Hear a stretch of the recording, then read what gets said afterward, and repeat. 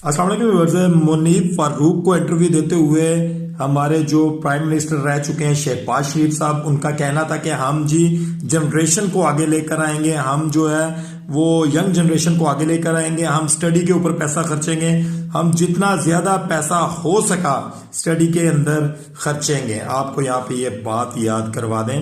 कि इमरान खान साहब ने जनाब नून लीग वालों को भी शाऊर दे दिया है कि अब गवर्नमेंट जो है वो अगर लेनी है या करनी है तो वो यंग जनरेशन के बलबूते पर होगी, वो इन